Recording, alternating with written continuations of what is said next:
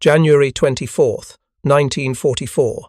Just past midnight, the flooded fields near Cassino, Italy. Company B of the 100th Infantry Battalion begins crossing 2 miles of open ground toward the Rapido River wall. 187 men, most averaging 5 foot 4 inches tall, wade through knee-deep frigid water, carrying weapons and 60-pound packs. The smoke screen that was supposed to conceal their advance blows away in minutes. German machine guns open fire from the heights above. Every step forward is visible to an enemy with unobstructed views and superior firepower. By dawn, 14 men reach the wall. 173 do not. This is the mathematics of Monte Cassino. Doctrine said the Gustav Line could be broken with proper planning and overwhelming force. Reality said that soldiers the United States government classified as enemy aliens, whose families sat behind barbed wire in internment camps back home, would be asked to prove their loyalty by attacking the most heavily fortified position in the European theatre. That 30 days of combat would reduce 1,300 men to 521, that the only advancement American forces would make against the German defensive line would come from a battalion fighting to prove they deserved to be called Americans, while their government treated them as suspects. Sometimes loyalty is measured not in flags or pledges, but in how many of your friends die beside you trying to prove something you should never have had to prove in the first place. If you're enjoying this deep dive into the story, hit the subscribe button and let us know in the comments from where in the world you are watching from today. The men of the 100th Infantry Battalion carried 2 wars into Italy. The one against Germany was straightforward, documented in field manuals and strategic objectives. The other war, the one against suspicion and prejudice, had no manual and no clear victory conditions. You could only win by not losing, by surviving long enough and fighting hard enough that eventually someone would have to acknowledge what should have been obvious from the start. That American citizenship was not conditional on your face or your last name. December 7th, 1941, had changed everything for Japanese Americans, especially those in Hawaii where the 100th would be formed.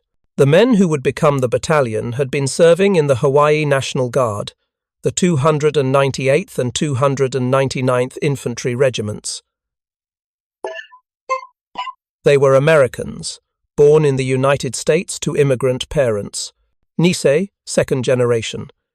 They had grown up speaking English, attending American schools, pledging allegiance to the flag every morning. When the bombs fell on Pearl Harbor, some of them watched from their guard posts. Others heard about it on the radio. All of them understood immediately that their lives had just become infinitely more complicated. Within weeks, the government's position crystallized. Japanese Americans on the West Coast, over 110,000 people, would be forcibly relocated to internment camps. Executive Order 9066, signed February 19, 1942, authorized the Secretary of War to designate military areas from which any persons could be excluded. The order never mentioned Japanese Americans by name, but everyone understood exactly who it meant. Families had days or weeks to sell homes, abandon businesses, pack what they could carry. The camps that waited for them, Manzanar, Tule Lake, Hart Mountain, were built in remote desert or mountain locations. Barracks with tar paper walls, communal mess halls, guard towers, barbed wire. The government called them relocation centers. The people living there knew what they were. Hawaii's situation was different, more complicated. The territory's population was 37% Japanese. You could not imprison that many people without destroying the island's economy and social structure. Military Governor Lieutenant General Delos Emmons took a more measured approach. Some leaders in the Japanese-American community were detained. About 2,000 people total would be sent to camps on the mainland or held in Hawaii. But wholesale internment, like what happened on the West Coast, did not occur. This created a strange situation. Japanese Americans in Hawaii remained relatively free while their mainland cousins sat behind wire. But freedom came with its own burden of proof. You had to demonstrate, constantly and conclusively, that you deserved the trust being extended to you. The 298th and 299th Infantry Regiments, largely composed of Nisei soldiers, found themselves in an impossible position after Pearl Harbor. They were trained infantry, defending Hawaii against potential invasion. But they were also Japanese-American, which meant suspect by definition in the eyes of many military leaders and politicians. In May 1942, Lieutenant General Emmons recommended that all Japanese Americans in uniform be formed into a single battalion and sent to the mainland for training. The recommendation carried complex motivations: remove potential security risks from Hawaii, but also give these soldiers a chance to prove themselves in combat where their loyalty would be tested and measured in ways that garrison duty could never accomplish. On May 28, 1942, the men of the 298th and 299th received orders. They were being consolidated into a single provisional battalion and shipped to the mainland. To many of them, this felt like banishment, punishment for their ancestry. They were being separated from their families, sent away from home, formed into a unit that would be kept separate from white soldiers. The designation they eventually received made the separation explicit. The 100th Infantry Battalion, separate. Not part of a regiment, not integrated with other units, separate. A polite way of saying segregated. The men who boarded the transport ship Maui on June 5, 1942, leaving Honolulu Harbor, carried with them a determination that would define everything that followed. They adopted a motto that was both promise and challenge. Remember Pearl Harbor, not as accusation, but as declaration. We were there. We are American. We will prove it in ways that leave no room for doubt. They gave themselves a nickname that captured both humor and defiance. 1. Puka Puka. Puka was the Hawaiian word for whole, slang for zero. The 100th Battalion, rendered in Hawaiian slang, a joke about their separate status, a way of claiming their identity on their own terms. The journey from Hawaii to the mainland took them to Oakland, California, then by train to Camp McCoy, Wisconsin. Summer 1942 in Wisconsin meant heat and humidity and insects that the island boys had never encountered in such numbers. They lived in tents, 4 men per tent, with basic equipment and the cold knowledge that many of their white instructors and fellow soldiers viewed them with suspicion at best, hostility at worst. The psychological screening was explicit. Military leaders wanted to test not just their combat capabilities, but their loyalty. Some white officers assigned to the 100th had backgrounds in psychology. Their job was to push, to observe, to document any sign of wavering allegiance. The Nisei soldiers responded with a performance that transcended the tests being administered. They excelled in marksmanship, outperforming other units in competition. They dominated in physical training, proving that size did not determine endurance or capability. They competed in everything: baseball, softball, boxing, wrestling, turning every activity into an opportunity to demonstrate excellence. In October 1942, 5 soldiers from the 100th received soldiers' medals for rescuing civilians from drowning in a frozen Wisconsin lake, acts of heroism performed while under suspicion, proving loyalty through action because words would never be sufficient. The most absurd test came when 25 Nisei soldiers were sent to Cat Island, near the mouth of the Mississippi River, for a secret training mission.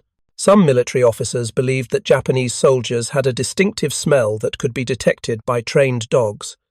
The 25 Nisei from the 100th were ordered to help train attack dogs to smell Japs. 3 months of training. The dogs learned nothing useful because the premise was racist nonsense. But the fact that soldiers had to participate in this exercise, had to accept without protest the implication that they smelled different, that they could be hunted like animals, revealed everything about what these men were fighting against before they ever faced a German soldier. In January 1943, the 100th transferred to Camp Shelby, Mississippi, for advanced training. The Deep South in 1943 meant Jim Crow, laws, segregation, and racial attitudes that made even suspicious tolerance look progressive by comparison. The Nisei soldiers navigated this landscape with the same careful excellence they had demonstrated at Camp McCoy. They trained harder, performed better, gave no one any excuse to question their capabilities, because the alternative was unacceptable. Failure meant confirmation of every stereotype, vindication of internment policies, proof that Japanese Americans could not be trusted. By August 1943, the 100th Infantry Battalion was ready for deployment. 1,300 men, trained to the highest standard the U.S. Army could provide, equipped and organized as an infantry battalion, and carrying with them the weight of representing an entire community's claim to American identity. They shipped out to North Africa, arriving in Oran, Algeria, on September 2, 1943. From there, they would move to Italy to join the Fifth Army's campaign. Their commanding officer, Lieutenant Colonel James Gillespie, understood what his men were carrying beyond their combat loads. In his final address before deployment, he was direct: "You are going to have the opportunity to prove your loyalty and your worth. The eyes of the nation will be upon you. Make every shot count." The Allied invasion of Italy in September 1943 was supposed to be the soft underbelly of Fortress Europe, a quick drive up the boot that would knock Italy out of the war and force Germany to divert resources from the Eastern Front and Atlantic Wall. The reality proved far different. The Italian peninsula was mountainous, defensible, perfect terrain for a determined enemy to delay and bleed advancing forces. Field Marshal Albert Kesselring, commanding German forces in Italy, had built a series of defensive lines that exploited every geographic advantage: rivers, mountains, narrow valleys where armour could not manoeuvre. The Germans understood that they could not stop the Allies permanently, but they could make every mile cost so many casualties that the advance would slow to a crawl. The 100th Infantry Battalion entered combat on September 19, 1943, near Salerno. Their baptism by fire came immediately. 15 months after leaving Hawaii, they were hiking through ankle-deep mud in pouring rain, crossing heavily defended river lines, taking casualties from an enemy that did not care about their ancestry or their need to prove anything. The Germans shot at them with the same efficiency they showed shooting at white American soldiers. In combat, at least, the 100th was being treated equally. Their first major objective was Benevento, an important rail centre and road intersection. The 100th was attached to the 133rd Infantry Regiment, part of the 34th Infantry Division. The Red Bull Division, so called for its distinctive shoulder patch, the attack on Benevento demonstrated immediately what these Nisei soldiers could accomplish. They advanced 15 miles in 24 hours, operating day and night in the face of strong German resistance. They captured the town and secured its transportation infrastructure. General Mark Clark, commanding the Fifth Army, sent a letter describing the 100th's performance as magnificent and requesting more troops of their caliber. General Charles Ryder, commanding the 34th Division, authorized the 100th to wear the Red Bull insignia, a gesture that carried weight precisely because it was earned in combat rather than granted as bureaucratic courtesy. By the end of November 1943, the 100th had counted more than 200 casualties and 75 dead. They were learning the arithmetic of infantry combat, the mathematics that field manuals could describe but never quite capture. How many men you started with versus how many could still fight after a week of continuous operations. How unit cohesion degraded not from cowardice or incompetence but from the simple accumulation of dead and wounded friends. How leadership changed when officers died and sergeants stepped up, and privates suddenly found themselves the senior men in their squads. Late October and early November 1943 brought the battle for the Volturno River. German defences on the far bank. Cold water, chest deep for men who averaged 5'4". Machine gun fire from prepared positions. Minefields. The 100th crossed the Volturno 3 times during their advance, each crossing under fire, each one taking casualties. But they secured the hills beyond the river, hills that were crucial for breaking through the German winter line. The line was exactly what it sounded like. Defensive positions the Germans intended to hold through the winter, using terrain and weather to maximize Allied casualties while minimizing their own. The winter line merged into the Gustav Line, a more heavily fortified defensive system that ran across the narrowest part of the Italian peninsula. Rivers, mountains, and at its center, the key to the entire defensive scheme: Monte Cassino. A 1,500-foot peak crowned by a 6th century Benedictine monastery. From that height, German observers could see everything. Every road, every approach, every Allied position for miles in every direction. Artillery and mortar fire could be directed with perfect accuracy because the spotters had a view that made concealment impossible. To break the Gustav Line, to advance on Rome, the Allies would have to take Monte Cassino, and that meant crossing the Rapido River valley, 2 miles of flooded open ground, then climbing the slopes under fire from positions that had been prepared with German engineering thoroughness. By mid-January 1944, the 100th Infantry Battalion was fighting with the 34th Division in the first attempts to capture Monte Cassino. They had been in combat for 4 months. They had proven themselves in multiple engagements. They had earned respect from the units fighting beside them and praise from commanders who had initially been skeptical about Japanese-American soldiers in combat roles. None of that changed what they were about to face. The Gustav Line was not a test of courage or loyalty or fighting spirit. It was engineering, math, firepower and elevation and defensive positions that had been sited to create interlocking fields of fire covering every possible avenue of approach. The German defenders were the 15th Panzergrenadier Division and elements of the 44th Infantry Division. Elite troops with months to prepare their positions. They had dammed the Rapido River, creating massive mud lakes and mud flats on the near bank. They had cleared fields of fire by cutting down trees and bushes on the slopes. They had registered their artillery and mortars on every obvious route of advance, so that when American troops appeared, German crews could fire on pre-plotted coordinates without needing to see their targets. Minefields covered the approaches. Barbed wire channeled attackers into killing zones. Machine gun nests provided overlapping coverage. The monastery itself, though the Germans had initially respected its religious status, offered observation that made surprise impossible. The Allied plan for breaking the Gustav Line in January 1944 was complex, multi-pronged, and overly optimistic given what was actually achievable against German defences. British X-Corps would attack across the Garigliano River near the coast. French Expeditionary Corps would attack in the mountains to the north. US 2 Corps, including the 34th Division and the attached 100th Battalion, would make the main assault across the Rapido River south of Cassino, and simultaneously, VI Corps would execute an amphibious landing at Anzio, behind German lines, forcing the defenders to retreat or be cut off. The theory was sound. Multiple simultaneous attacks would prevent the Germans from concentrating their forces. The Anzio landing would create strategic panic, the Gustav Line would collapse, and the road to Rome would open. The reality was that German defensive engineering was better than Allied offensive planning.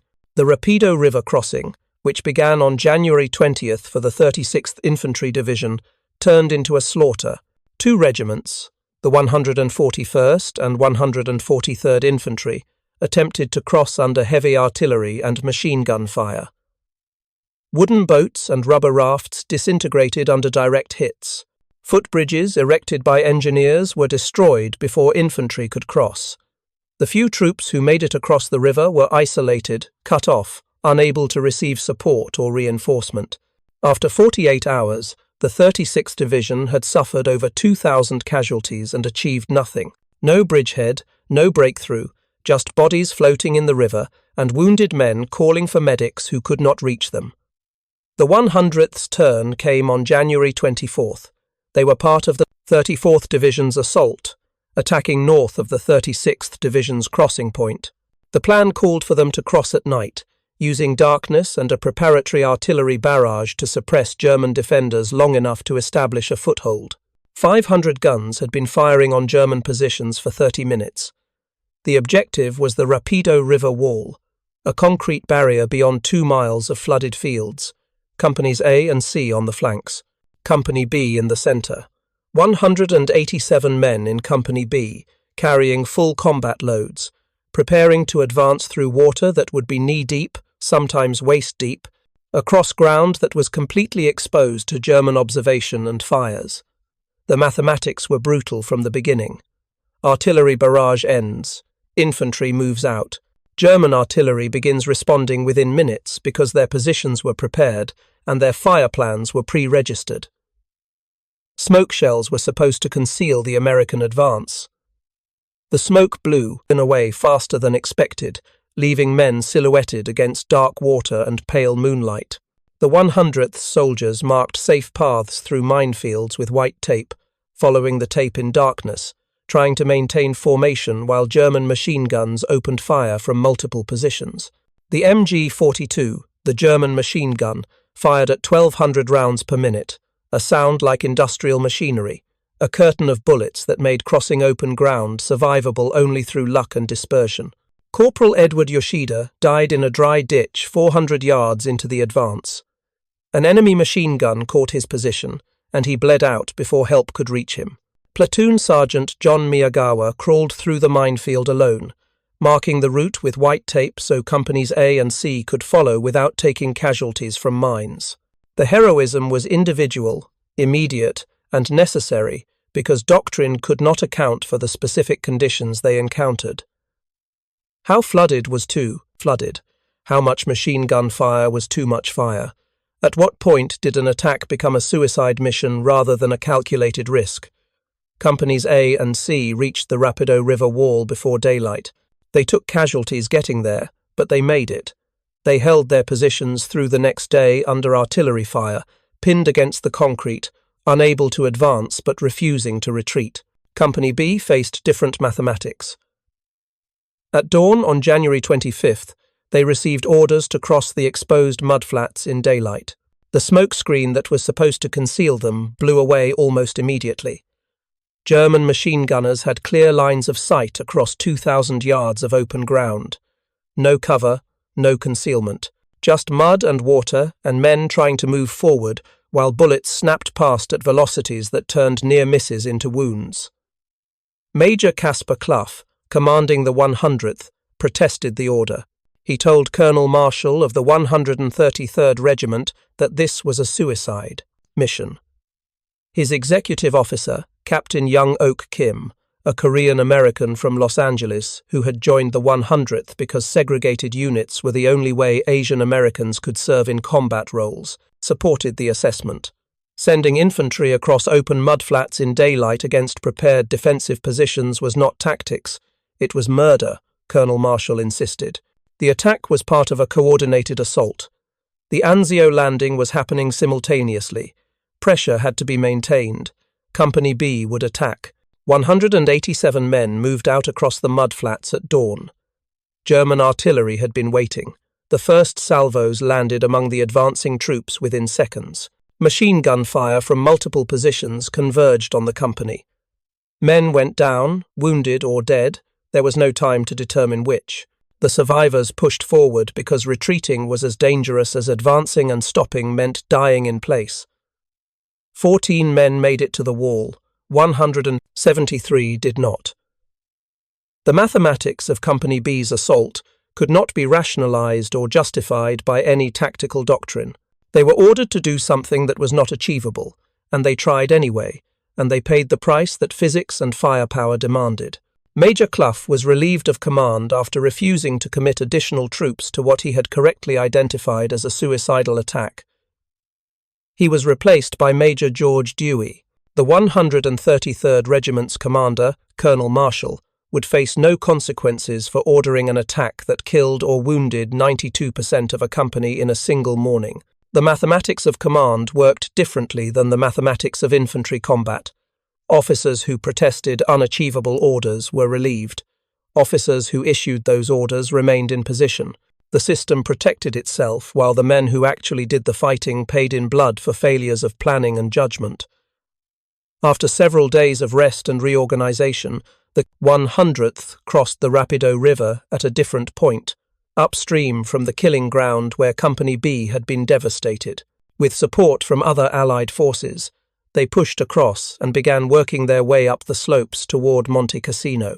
By February 7th, they had reached Point 445, a round-topped hill less than 400 yards from the monastery. This represented the only significant Allied advancement on the Gustav Line. While other units had been repulsed or pinned down, the 100th had actually gained ground and held it.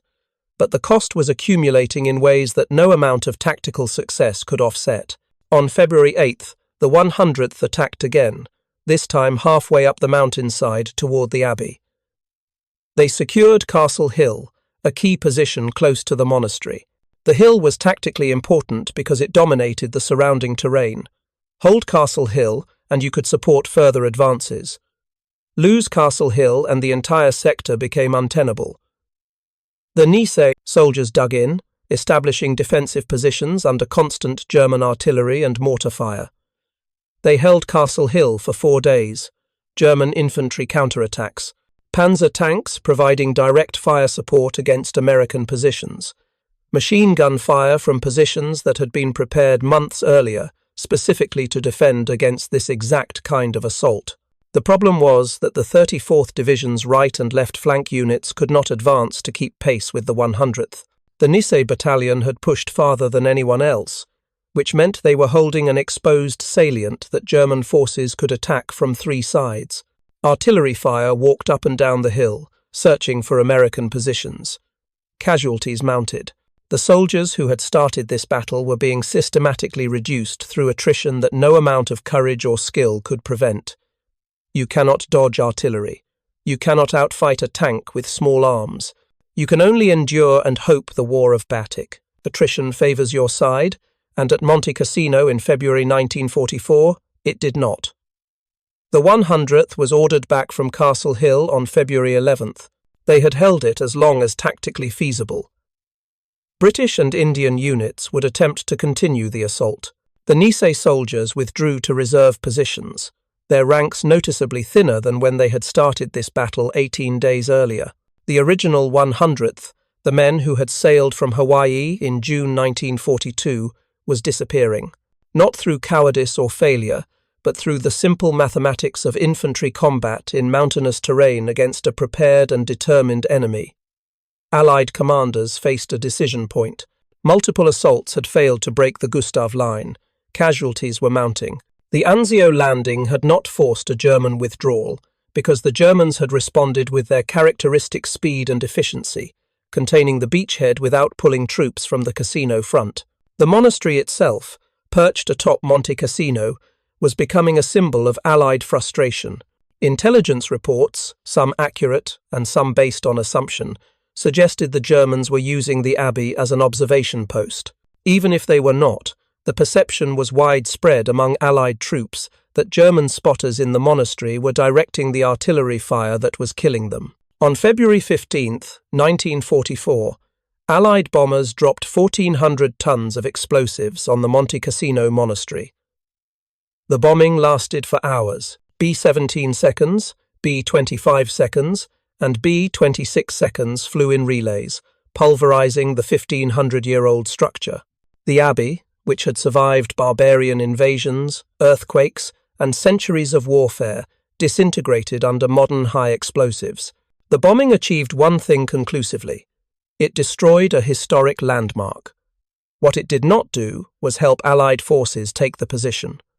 The Germans, who had previously stayed out of the monastery, out of respect for its religious significance, immediately moved into the ruins. The rubble provided even better defensive positions than the intact structure had offered. German paratroopers from the 1st Parachute Division, elite troops, established themselves in the wreckage and proceeded to defend it with fanatic determination. The 100th Infantry Battalion was pulled back into reserve after the bombing. They had been in continuous combat for 3 weeks. Companies that had started with full strength were down to fragments. Platoons that should have had 40 men were operating with 15 or 20. The mathematics said they were no longer combat effective by any standard measurement. But the war did not care about measurements or standards. It cared about whether you could still pull a trigger and follow orders. By that standard, the 100th could still function. But the cost of functioning was being paid by men who would never go home. The battalion that had landed in Italy in September, with 1,300 men, now had approximately 521 effectives. The casualty rate over 5 months was approximately 60%. Not all of those casualties were deaths. Many were wounded. Some would return to duty eventually. But the psychological impact of watching your unit shrink by more than half, of seeing friends killed or maimed, of knowing that your turn was probably coming soon, created a kind of combat fatigue that training could not prepare soldiers to handle. The Nisei soldiers of the 100th had something that sustained them through this attrition: the need to prove, conclusively and without doubt, that they deserved to be called Americans. War correspondents who visited the 100th during and after the Monte Cassino battle coined nicknames that would stick: Little Men of Iron, Purple Heart Battalion. The nicknames carried respect, recognition that these soldiers had fought with exceptional courage and effectiveness. They also carried a hint of surprise, an unspoken acknowledgement that many observers had not expected Japanese-American soldiers to perform at this level. The need to exceed expectations, to be not just as good but better than white units, was an additional burden that white soldiers never had to carry. But it was the burden the Nisei accepted and exceeded because the alternative was to confirm every prejudice that had put their families in internment camps. British and Indian soldiers, who relieved the 100th after their withdrawal from Castle Hill, saw firsthand what the Nisei had accomplished: the positions they had taken, the ground they had held, the casualties they had inflicted on German defenders. These were professional soldiers from units with distinguished combat records, and they recognized excellence when they saw it. Their respect mattered in ways that official commendations never quite captured. Soldiers knew when other soldiers had done something extraordinary. The 100th had done exactly that, and everyone who fought beside them or relieved them in position understood it. The men of the 34th Division, including the 100th, had come close to breaking through the Gustav Line at Cassino. They had gotten farther than anyone expected, but they had run out of men and supplies before they could complete the breakthrough. The official histories would record that Monte Cassino eventually fell to Allied forces on May 18, 1944, 4 months after the 100th's initial assault. It would take 5 fresh divisions and multiple coordinated attacks to accomplish what the 34th Division had nearly achieved with depleted units and inadequate support. The fact that the 100th had gotten as far as they did, that they had held positions no one thought could be held, was a testament to their combat effectiveness. It was also a brutal demonstration that courage and skill could not overcome fundamental problems of force ratios and logistics. If you find this story engaging, please take a moment to subscribe and enable notifications. It helps us continue producing in-depth content like this. After Monte Cassino, the original 100th Infantry Battalion effectively ceased to exist as a cohesive unit composed of the men who had left Hawaii in June 1942. Too many dead, too many wounded, too many evacuated for combat fatigue or illness. The survivors, 521 men who could still fight, were sent back to rest and reorganize at San Michel. The rest was relative. They were not in direct combat, but they were still in a war zone, still subject to artillery fire and air raids, still carrying the accumulated stress of 5 months of continuous operations. Sleep helped. Hot food helped. Time away from the immediate threat of death helped. But nothing could restore what had been lost at Cassino. The first replacements began arriving in March 1944. They came from the 442nd Regimental Combat Team, a unit that had been formed in February 1943 specifically as a Japanese-American combat formation. The 442nd had trained at Camp Shelby, the same place the 100th had trained, learning the same lessons, carrying the same burden of proving Japanese-American loyalty through combat performance. Their motto was, "Go for broke," Hawaiian slang for risking everything in one effort. They were eager, well-trained, and about to learn what the survivors of the original 100th already knew. That combat was not about glory or proving points. It was about mathematics and luck, and trying to survive long enough to make the mathematics work in your favor. The integration of 442nd replacements into the 100th created a unit that combined combat experience with fresh manpower. The veterans could teach the replacements how to actually fight, as opposed to how training said you should fight. How to recognize the sound of different artillery calibers and estimate impact points. How to move under machine gun fire using terrain and timing. How to function on no sleep and bad food and constant fear. The replacements brought physical strength and numbers that the depleted 100th desperately needed. Together, they would continue the Italian campaign, fighting at Anzio and in the drive toward Rome. On March 26, 1944, the reinforced 100th Battalion landed at the Anzio beachhead. The Anzio landing, which was supposed to force a German retreat from the Gustav Line, had instead turned into a stalemate that resembled World War I more than modern mobile warfare.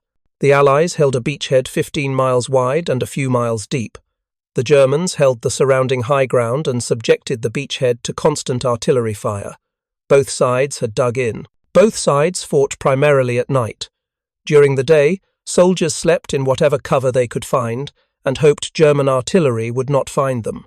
The mathematics of Anzio were different from Cassino but equally brutal. Slow attrition. Random. Death from artillery that gave no warning. The psychological strain of knowing you were trapped in a killing zone with no way out except through enemy lines or eventual Allied breakout. The 100th's mission at Anzio included intelligence gathering. The Allies needed information about German dispositions and strength. Lieutenant Young Oak Kim and Private First Class Irving Akahoshi volunteered for a reconnaissance mission deep into German lines. They infiltrated enemy positions, located German soldiers, and captured 2 prisoners who were brought back for interrogation. The intelligence they provided was crucial for planning the eventual breakout from Anzio. Both men received the Distinguished Service Cross for this action. Their heroism was individual, but it carried larger implications. Asian American soldiers, the ones who were supposedly of suspect loyalty, conducting special operations that required the highest level of trust and capability. The fall of Monte Cassino on May 17, 1944, finally broke the strategic deadlock. Polish forces from E Corps, attacking from the north, captured the monastery ruins after suffering devastating casualties. The Gustav Line collapsed. German forces began withdrawing to defensive positions further north. On May 23, the Allies at Anzio launched their breakout offensive. The 100th Battalion was part of the assault force pushing toward Rome. Their objective was Lanuvio, the last German stronghold blocking the road to the capital. On June 3, 1944, the 100th captured Lanuvio after fierce fighting that cleared out German defensive positions in house-to-house combat. The next day, June 4th, Allied forces entered Rome, the first Axis capital to fall, a propaganda victory, a strategic objective achieved, and for the men of the 100th, proof that they had helped accomplish something that military analysts had thought would take years rather than months. The cost of that achievement was documented in casualty reports that reduced soldiers to statistics. The 100th had arrived in Italy in September 1943 with approximately 1,300 men. By June 1944, after Monte Cassino, Anzio, and the drive to Rome, they had suffered nearly 800 killed and wounded. The 60% casualty rate meant that the majority of men who had started this campaign were no longer with the unit. Dead, wounded, badly enough to be evacuated, or broken by combat fatigue that made further service impossible.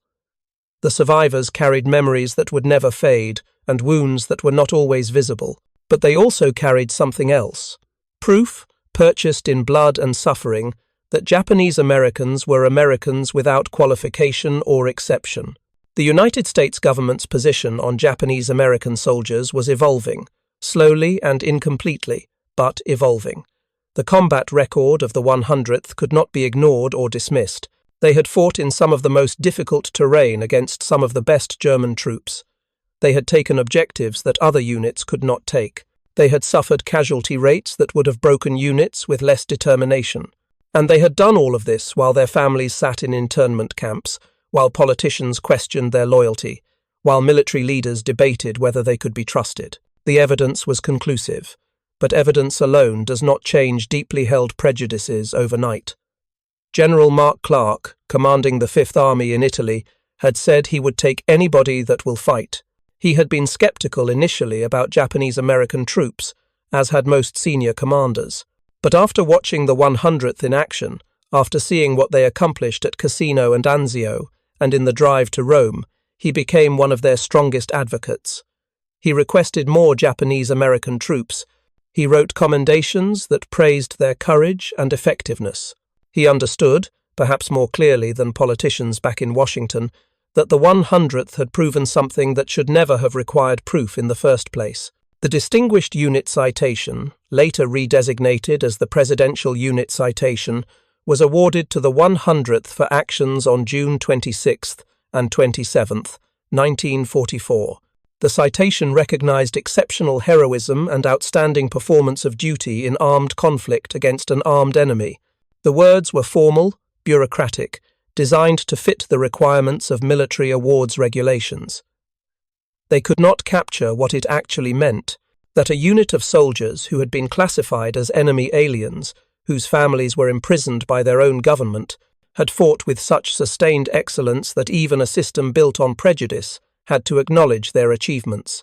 On August 10, 1944, the 100th Infantry Battalion was formally integrated into the 442nd Regimental Combat Team. They became the first battalion of the 442nd, but they were allowed to retain their designation as the 100th. This was unprecedented. Battalions did not keep separate identities when they were absorbed into larger formations. But the 100th's combat record had earned them special recognition. They had established a standard that the rest of the 442nd would uphold and exceed in the campaigns that followed. France, Germany, the rescue of the lost battalion, the liberation of concentration camp survivors. The combined 100th, 442nd would become the most decorated unit of its size in U.S. military history. But that story began at Monte Cassino, with soldiers who proved their loyalty by being willing to die for a country that questioned whether they deserved to be called citizens. The mathematics of Monte Cassino were brutal and undeniable. 1,300 men reduced to 521 in 5 months of combat, 60% casualties. Company B suffering 92% losses in a single morning. These numbers represented individual human costs that statistics could never fully capture. Every casualty was someone's son, someone's brother, someone's friend, men with names and faces and families waiting for letters that would never arrive or telegram notifications that would destroy worlds. The strategic outcome of the Monte Cassino battle was mixed at best. The Gustav Line was eventually broken, but it took 4 months and 5 major offensives and 55,000 Allied casualties to accomplish what had initially been projected to take weeks. The monastery was destroyed, then occupied by the enemy it was bombed to dislodge. Rome was captured, but German forces withdrew in good order to establish new defensive lines further north. The Italian campaign, which was supposed to be the soft underbelly of Fortress Europe, turned into a grinding war of attrition that continued until the final German surrender in May 1945. But for the men of the 100th Infantry Battalion, Monte Cassino represented something that transcended strategic objectives or tactical assessments. It was the place where they proved, beyond any possible doubt, that loyalty was not determined by ancestry or appearance. That courage was not the property of any particular ethnic group. That American citizenship, properly understood, meant the right to fight and die for your country without having to justify your presence or prove your worth through exceptional sacrifice. The bitter irony was that this proof should never have been necessary. The Constitution did not have a loyalty test for citizenship. There was no paragraph stating that if your parents were born in Japan, you had to earn through combat what other Americans received at birth. But in February 1942, when Executive Order 9066 was signed, constitutional principles had yielded to fear and prejudice. And so Japanese Americans found themselves in the position of having to demonstrate through blood and sacrifice what should have been acknowledged from the start. The soldiers of the 100th understood this irony with a clarity that military leaders and politicians could never quite grasp. Private First Class Sadao Munemori, who would later receive the Medal of Honor posthumously for throwing himself on a grenade to save his squad members during combat in Italy, wrote to his mother from training camp. He told her he was fighting for her right to return home, for his family's right to be treated as Americans without qualification. The fight was not just against Germany. It was against the assumptions that had put his family behind barbed wire, and the only weapon he had was his willingness to die, proving those assumptions wrong. Captain Young Ok Kim, the Korean-American officer who served with the 100th from 1943 to 44, understood from personal experience what his Nisei soldiers were facing. As a Korean-American, he faced similar prejudices, similar questions about loyalty, similar requirements to prove what should not need proving. He wrote in his memoir that the 100th's performance at Cassino was not about tactics or training. It was about men who refused to accept that their citizenship was conditional. They would rather die trying to prove it than live accepting the alternative. The cost of this proof was documented in ways that went beyond casualty reports. Families in internment camps receiving notification that their sons had been killed in Italy. The psychological burden of knowing you were fighting for a country that had imprisoned your parents. The moral complexity of serving in a segregated unit, proving your worth precisely because you had been judged unworthy. These costs could not be quantified in after-action reports or strategic assessments, but they were real, and they were paid by every soldier of the 100th who crossed the Rapido River or held Castle Hill or advanced under fire across ground that offered no protection except the hope that the next bullet would miss. By the time the war ended in 1945, the evidence was overwhelming. The 100th Infantry Battalion and the 442nd Regimental Combat Team had compiled a combat record that exceeded almost every other American unit of comparable size. More than 18,000 Purple Hearts, 21 Medals of Honor, 9 Presidential Unit citations, the most decorated unit in U.S. military history for its size and length of service. These honors were earned in some of the most difficult combat of the European theatre, against determined enemies in terrible terrain, with casualty rates that would have broken less determined units. But the recognition, even the medals and citations, could not undo the fundamental injustice that had required this proof in the first place. Japanese-American families were not released from internment camps because the 100th fought bravely at Monte Cassino. The camps remained open until December 1944, when the Supreme Court ruled in ex parte endo that the government could not detain loyal citizens. The ruling was narrow, carefully worded to avoid directly challenging the constitutionality of the initial internment. But it began the process of dismantling the camp system. By the time most families were released, their homes were gone, their businesses destroyed, their savings exhausted. The compensation they would eventually receive, decades later, could never make them whole.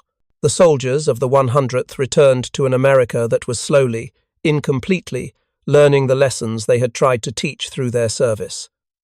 Some faced continued prejudice and discrimination, job applications rejected, housing denied, opportunities closed because of their Japanese ancestry. But others found that their combat service opened doors that had previously been shut. The GI Bill provided education and home loans. Political careers became possible for Japanese Americans in PRTD, ways that had been unimaginable before the war.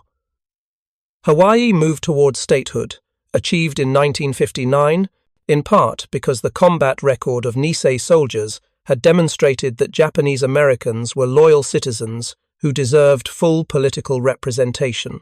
The strategic lessons of Monte Cassino were absorbed slowly into military doctrine. The Italian campaign demonstrated that mountainous terrain heavily favored defenders, that river crossings against prepared positions required overwhelming force and careful preparation, that air power alone could not dislodge determined defenders from fortified positions. These lessons would influence planning for future operations, though whether they were truly learned or simply temporarily acknowledged remained debatable. The fundamental tension between what military doctrine said should work and what actually worked in specific circumstances would continue to challenge commanders in every subsequent conflict. But the human lessons of Monte Cassino, the ones taught by the 100th Infantry Battalion through their sacrifice and determination, were more fundamental and more difficult to incorporate into formal doctrine. That courage was universal, not limited to particular ethnic groups. That loyalty was demonstrated through action, not determined by ancestry. That a democracy that imprisoned its own citizens based on their heritage, while simultaneously asking them to die, proving their worth, was operating on principles that contradicted its founding ideals. These lessons could not be reduced to field manual regulations or tactical procedures. They required a moral reckoning that America was only beginning to undertake. On July 18, 1946, President Harry Truman reviewed the 442nd Regimental Combat Team, including veterans of the 100th Battalion, on the White House lawn. He told them directly that they had fought not only the enemy but prejudice, and they had won. That they had made it clear that Americanism was not a matter of race or ancestry. The words were true as far as they went. But they also glossed over the fact that these soldiers should never have had to fight prejudice through combat service, that their families should never have been imprisoned, that the proof they provided through their blood and sacrifice was proof of a moral failure by the government that had demanded it. The final casualties of Monte Cassino included men who survived the battle but carried wounds that never fully healed, physical injuries that left them disabled, psychological trauma that modern medicine would eventually recognize as post-traumatic stress disorder, but that in 1944 was simply called shell shock or combat fatigue, or more often, weakness. The expectation was that soldiers would return home, readjust to civilian life, and move on. Some did, many could not. The costs of proving loyalty through exceptional combat performance included damage that could not be repaired by medals or recognition.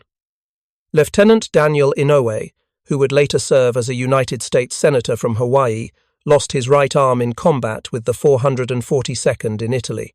He returned home decorated and disabled, and he used his platform to advocate for Japanese-American civil rights and veterans' benefits. His story, like those of many Nisei veterans, demonstrated that service and sacrifice could open political doors. But it also demonstrated the price extracted. He had to lose his arm to earn the political standing that other Americans received simply by virtue of being born to the right parents. Private Sadao Munemori threw himself on a grenade near Seravezza, Italy, on April 5, 1945, saving his squad but dying in the process. He was awarded the Medal of Honor posthumously, the first Japanese-American to receive the nation's highest military decoration. His mother received the medal while still living in an internment camp. The juxtaposition captured everything about the Japanese-American experience during World War II. Her son had died, proving his loyalty. She was still imprisoned because her loyalty was suspect. The cognitive dissonance was profound and apparently invisible to the officials who saw no contradiction in the situation. The monastery at Monte Cassino was eventually rebuilt after the war, restored to something resembling its pre-bombing state. The Allied military cemeteries on the surrounding hills hold the remains of thousands of soldiers who died trying to break through the Gustav Line. Polish, British, American, Indian, New Zealand, French, and among them, the Nisei soldiers of the 100th Infantry Battalion who fell, proving something that should not have required proof. The mathematics of Monte Cassino were simple and brutal. Attack across 2 miles of exposed ground against prepared defensive positions. Casualties will be high. Success is not guaranteed. Do it anyway, because strategic necessity demands it. The mathematics of loyalty proved to be equally simple and brutal. Fight better than anyone expects. Die in larger proportions than should be required. Do it while your families are imprisoned. Do it knowing that no matter how bravely you fight, some people will still question whether you deserve to be called American. And do it anyway, because the alternative is to accept that your citizenship is conditional, that your rights depend on your willingness to provide exceptional proof. The 100th Infantry Battalion provided that proof at Monte Cassino. 1,300 men, 800 casualties over 5 months, 14 men out of 187 reaching the objective. Numbers that represented individual human costs impossible to fully quantify. but also numbers that demonstrated, beyond any possible debate, that Japanese Americans were Americans in every sense that mattered. They bled the same, they fought the same, they died the same, and through their sacrifice, they forced America to confront the gap between its stated ideals and its actual practices. The lesson of Monte Cassino was not that loyalty must be proven through exceptional sacrifice. It was that requiring such proof in the first place was a betrayal of the principles America claimed to defend. The men of the 100th Infantry Battalion should never have had to fight two wars simultaneously, one against Germany, which was straightforward and documented in military doctrine, the other against prejudice and suspicion, which was more difficult and more personal, and ultimately more important. They fought both. They prevailed in both. And the cost of that double victory was measured in casualties that should never have been necessary. Thank you for watching. For more detailed historical breakdowns, check out the other videos on your screen now, and don't forget to subscribe.